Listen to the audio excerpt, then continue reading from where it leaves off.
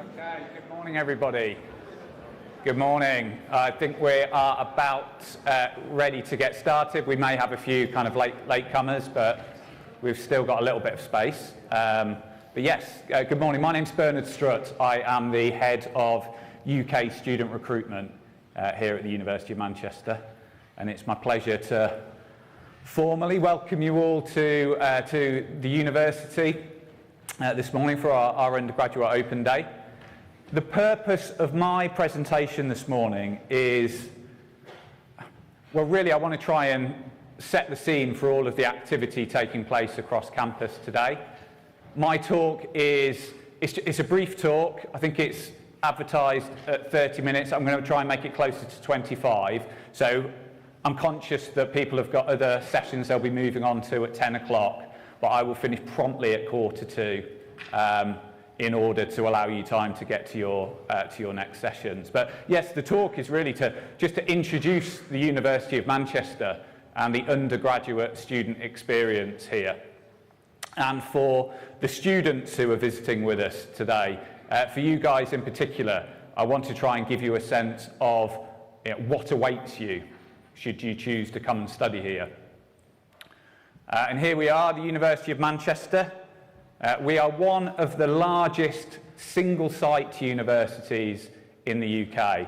We're a very big university. So our student community is close to 40,000 students, and about 25,000 of those are undergraduate students from across the UK and Europe. And you get a good appreciation from this slide as to the just size and scale of the university. And also our proximity to the city. So we're here, this is a University Place building. So if you come out of this building, turn right, it's about a 15-20 minute walk and you're in the centre of Manchester.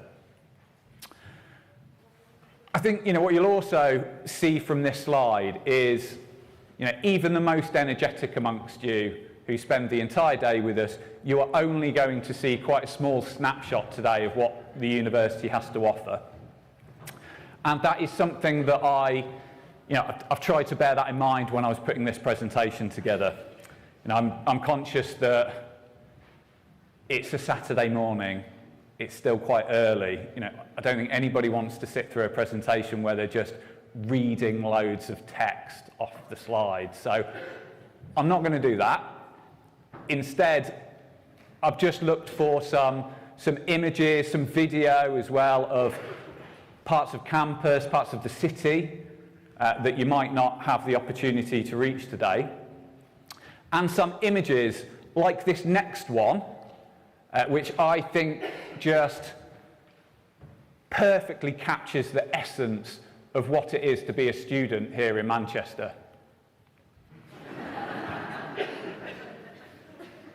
I mean, I am, of course, joking. Slightly wet start to this morning, but that's no way representative of the kind of weather that we get here in Manchester. But I'm sensing that you perhaps don't believe me. So I'm going to have to prove this to you. And the way to prove anything at this university, the way to win any argument, is with reference to data. So don't judge me, but I've put a little data table together for us. So here it is. First thing to note, very reputable source, UK Met Office, average yearly precipitation. And as you can see, Manchester actually receives significantly less rainfall than other European cities that you might associate with better weather. So you can't argue with the data. Now, I'd wager that you have visited other universities at some point earlier this year, maybe over the summer, attended other open days. I imagine you probably sat through presentations that are quite similar to this one, introductory talks or university kind of welcome talks.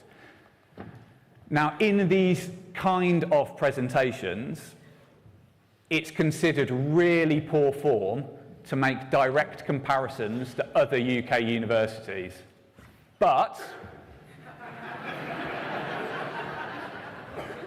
just saying, University of Leeds It's much wetter on that side of the Pennines, so don't believe what you hear about the weather in Manchester. But you know, I'm getting a little bit off topic here. You know, I said I wanted to introduce the university, and particularly I want to try and illustrate what's distinctive about the University of Manchester. What is it that perhaps separates us apart from some of the other universities that you're thinking of applying to? And to answer that question, you know, I think we need to start at the beginning with the history and heritage of not just of the university, but of the city of Manchester. And I'm sure many of you will be familiar with the history of the city of Manchester, so best known as the birthplace of the Industrial Revolution. So Manchester was hugely prosperous, so this would have been the turn of the 19th century. All of the industry, all of the economy in Manchester would have been based around the production of cotton. So the city would have been inhabited by mill owners and scientists, factory owners, and those individuals are really important because it was them who they encouraged the spread of education across the city. So they effectively needed a way to upskill their workforce, so they created a university, and we were founded in 1824. And this is the Whitworth building, the original premises of the university on the Oxford Road, directly opposite this building, and this is housing our student experience exhibition today, so you can pop in and take a look for yourselves. Over the years, the university has also seen a number of groundbreaking achievements. Absolutely impossible for me to do that justice in such a short presentation, but just to pick out a couple of examples. Manchester is the birthplace of modern computing. So the world's first stored program computer was designed and built here in 1948 by these two gentlemen, Tom Kilburn and Freddie Williams. There were other computers designed elsewhere around the world around this time, but this machine was the first that had the ability to store its own memory. And that's really the feature that we associate with modern computing today. So very much a world first in that regard. We've also made really important contributions to civic society. So this is Christabel Pankhurst. So she studied here she graduated in 1906 with a degree in law, but she was unable to go on and practice because she was a woman. So instead, she dedicated her life to fighting that injustice and for fighting for women's right to vote. And alongside her mother, Emmeline, Christabel she was a leading light in the suffragette movement. And as you are moving around campus today, I just encourage you to keep an eye out for these blue plaques. So they are on a number of our buildings, and they commemorate the achievements of staff who have worked here over the years. I'm not going to dwell too long on the past, though. I appreciate you thinking about coming here as an undergraduate student. You're going to be more interested in what the university has to offer you today. And I thought I would share with you this flyover of campus, which I think gives you a great perspective on, the university, on our buildings, on our facilities.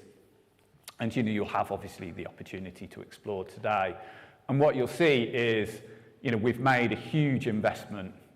So over the course of the last 10 to 12 years, roughly, the university's invested £1 billion in the campus, in new buildings, new research and teaching facilities. So it's been a huge investment.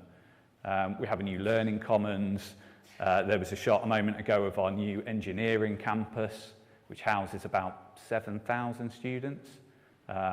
So that was a huge undertaking. That's the University Place building that we're in this morning. That's our learning commons that houses flexible study spaces for use by our students. So you get this lovely kind of juxtaposition at Manchester between the kind of traditional Victorian architecture of the Whitworth building that we saw on the previous slide, with all of these brand new facilities that have all been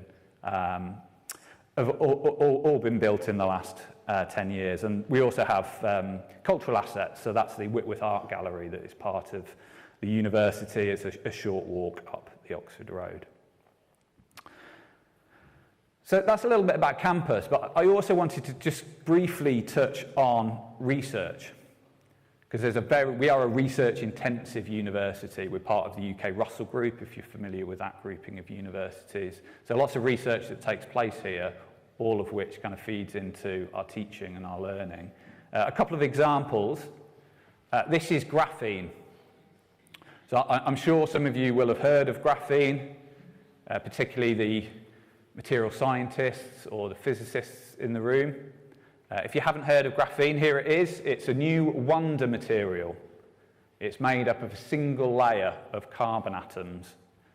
So graphene is the thinnest and the lightest material known to man, but it's also the strongest. It's several hundred times stronger than steel. So it's got some just extraordinary properties. It's a very important discovery. The two physicists who first discovered graphene here at the university went on to be awarded the Nobel Prize for Physics for the isolation of graphene. So there's lots of research at the university, a lot of investment looking at commercial applications of graphene as a new material for things like lightweight cars, aircraft, as a new drug delivery system, a potential replacement for silicon. So a very important discovery. But we're not just about science and engineering here at Manchester. We have a very large faculty for the humanities. I mean, it's huge. It's equivalent in size to the University of Kiel. So again, impossible for me to do justice to the breadth of teaching and research taking place across that faculty. But one project, when I was putting this presentation together, that really stood out to me was this one. So there is a colleague in our School of Arts, Languages and Cultures, and she's conducting research into the way that rap lyrics are being used in criminal trials, particularly in the US. So prosecutors are using rap lyrics to infer bad character or guilt on the part of defendants, and she's exploring how that has the potential to kind of prejudice criminal trials, particularly in the United States. And I provide a couple of examples there because that is all feeding into our teaching and learning and into our undergraduate courses. So if you come to study here, they're the kind of topics that you could study as part of your undergraduate degree. But also, these research staff are also teaching staff. So, they are the individuals that will teach you, and they are world leaders in their field and kind of unparalleled in terms of their expertise, their enthusiasm for their kind of subject area. Now, I'm not going to talk in too much detail about teaching. The most important thing you'll do today is go into our academic departments. You'll meet with staff, meet with current students. They are much better placed than I am to talk to you about the approach to teaching or assessment on the course that you're applying to. One thing I did want to cover in my presentation, though, was really just to address a bit of a misperception, which I think is a hangover from the pandemic. I think there's a view that universities are still teaching students online. And I just wanted to reassure you that's absolutely not the case at Manchester. We have very much returned to in-person teaching on campus. If you come here, that will be your experience. It's a campus-based experience. Obviously, over the course of the pandemic, all of our teaching moved online. We've invested a huge amount of money and time and resource into the development of online kind of teaching materials, digital content, new online learning platforms, much of which has been really well received by our students. And they've said, well, yes, we want to get back to campus, but can you still continue to video capture lectures? Can you still continue to publish a lot of this information online so we can use it as a study guide and for kind of revision? So we're trying to retain those best elements of the digital content we've developed. And if you come here, it'll be probably the best way to think about it is it's like a blended experience. The teaching's face-to-face, but you also benefit from all of this excellent, very new kind of online digital content that we've developed in recent years to support our teaching. Instead of talking about teaching, though, I want to touch on a program of co-curricular and extracurricular activities called Stellify. So Stellify is something that we have developed to support our students in developing the kind of skills and qualities that we know they will need in order to be successful on graduation. And it's all kind of optional. So every student's kind of pathway through this program will be different depending on their interests and what they want to get involved in. But students who engage with this Stellify program, they participate in some of these activities and they do a set number of hours volunteering, they can actually graduate with a Stellify award, and that's listed on your degree certificate. It's a great way of showing companies everything you've done at university beyond just your degree course.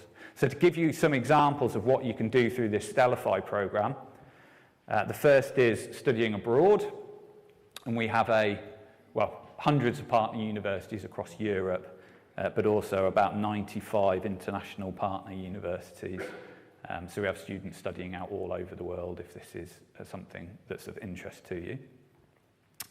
And we also have our University College for Interdisciplinary Learning, or UCIL. So this is, not a physical college, you won't see it on a campus tour today. It's a virtual college that provides course units that are available to the vast majority of our students that enable them to study something that's completely unrelated to their degree course. So to give you an example, you could come here to study history, but through UCIL you could take an optional course unit, it's usually 10 credits, on a topic such as bioethics or future cities or an introduction to Mandarin. It's very varied, there's lots of choice. But we think this is really important. You coming to university, if you come to Manchester, you should have the opportunity to study more than just one thing in isolation of everything else. If you just came here to study history, we think that would be a missed opportunity. Students should be able to come and explore their interests, explore their academic curiosity, and in the past that's been very difficult, but with UCIL, the college provides that opportunity just to expand your horizons and explore a topic that you may never have considered previously. We're also pleased to announce that we've launched some kind of taster courses through University College, looking at topics around sustainability, EDI, trust and security in a digital world. These are available to the public and to prospective students. It's not a big time commitment. These are online modules taught by academic staff here at the university and can be completed in around an hour. So if you're interested in any of these topics, this is something that everyone who's registered for today will contact you next week with some further information about how you can kind of participate if you're interested. It's a great way of strengthening your application, not just to Manchester, but also to other universities. The final element of this kind of Stellify program is something we called ethical grand challenges. So these are activities that we've developed that expose our students to some of the big issues facing the world in the 21st century around sustainability, social justice, and workplace ethics. And if you come here, you'll participate in activities in each year of your undergraduate course that expose you to some of these topics. Now, the reason we're doing this is we think it's really important that in terms of the development of our students, but it also links to a really big commitment we've made to social responsibility. So we are a very big, very influential organisation, and we feel very strongly that we should be a force for positive change in the world. And there's lots of ways we can do that, through teaching, through things like Graphene, but the biggest contribution we can make is through our students, because there are so many of them. Over the course of the next 50 years or so, we'll produce around 500,000 graduates. So the behaviours, the beliefs, the ethics of our graduates. That represents the biggest contribution we can make to the creation of a fairer society and a better world. And you know, that may sound a bit grandiose and quite ambitious, but it's a commitment that we take really seriously here, and we're really keen to support students who want to join and kind of support us with this whole kind of social responsibility agenda. And of course, you know, Stellify and all of the programs, all the activities I've spoken about, they all build employability skills in our students, you know, teamwork, communication, leadership skills, and our students do very well as a result in terms of their, you know, the employment rates we see in our graduates and the extent to which they're targeted by the UK's top graduate employers.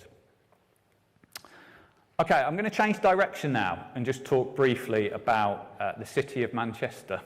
I'm sure many of you are familiar with it, very large, cosmopolitan city, huge community of students here, about 90,000 in total studying here at the university, at Manchester Metropolitan University, which is just next door, and we have Salford University, kind of south of the city. So a big student community, very active music scene, you know, culturally very rich, very diverse. You know, the music scene is probably what it's best known for. Have hundreds of music venues across the city, 3 here on campus, Academy 1, 2 and 3, so we get some quite big name bands coming to perform here at the university. And it's a city that's hugely passionate about its sport. And I'm sure many of you will recognise this image. It's from Old Trafford, Manchester United Stadium. But I'll give you an example of just how passionate Mancunians are about their sport. I've been delivering this presentation for a number of years now, or a variant of it, but I've always used this slide. And a few years ago, after one of my presentations, I was approached by a gentleman from the audience, and he was accompanying his daughter, I think, at the open day. And he came up to me and very politely pointed out that Manchester United isn't the only football team in the city. And he asked for my email address, which I thought was a bit odd. But he seemed like a nice enough guy. No reason not to give it to him. So I gave him my email address. It was a Saturday open day. To be honest, I went home. I completely forgot about it. Came back into the office on Monday morning, and he'd actually emailed me an additional slide for inclusion in my presentation. So, you know, there it is, so as not to offend any of the City fans. But the city's not just about football. You know, with the home of British cycling, we've got the aquatic centre, an Olympic-sized swimming pool just next door, wonderful facilities on campus and up in Fallowfield with our accommodation, wonderful kind of sports facilities. So, I mean, conscious of time, because I really don't want to run along, I just wanted to, you know, pose this question. Is Manchester the right choice for you? Because obviously that's, I think, the question that all of the students here today are kind of grappling with. And I do hope you have, you know, an enjoyable day, an informative day. I hope you at the end of it, you feel kind of in a better position to kind of answer that decision. You perhaps identify with some of what I've said, maybe around social responsibility or other elements of the university experience. And to close my presentation, I just want to share with you, it's a really short video. It's only about 2 minutes long. And it's not, you know, your typical university like promotional or marketing video. It's a video that was commissioned for the installation of our former Chancellor, who's a guy called Lem Cisse. So a Chancellor at a university, it's not a member of staff. A Chancellor it's like a ceremonial position. So staff and students elect a Chancellor who they think embodies the values of that university. And we thought that was especially true of Lem. He served until, stood down kind of earlier this summer. And Lem he's a poet. And I want to share with you some of his words in which I think there's a really important message about not just what we're good at and what we stand out for as a university, but what we actually stand for as a university.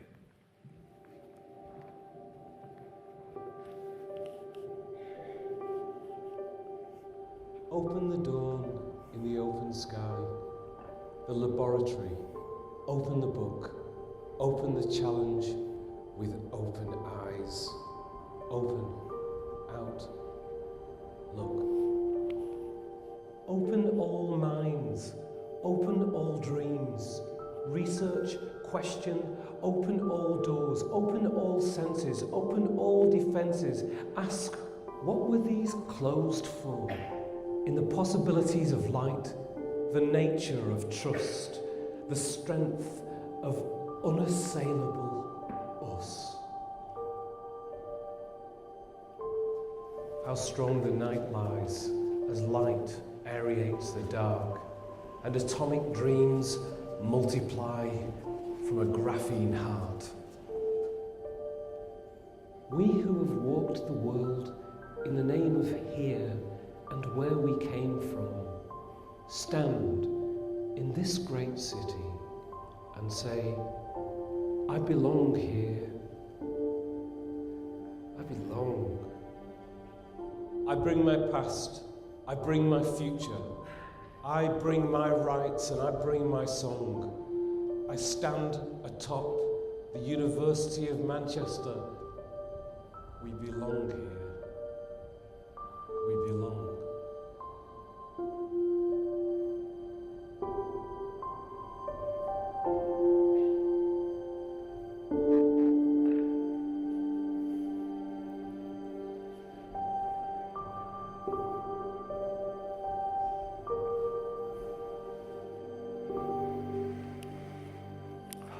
Very profound, isn't it, for a Saturday morning?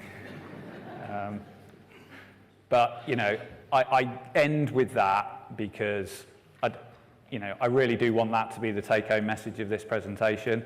You're about to go off, and the rest of the day, we'll be talking to you about what a world-leading university this is. And, I make absolutely no apology for that. We are an elite university, but we're not an elitist university.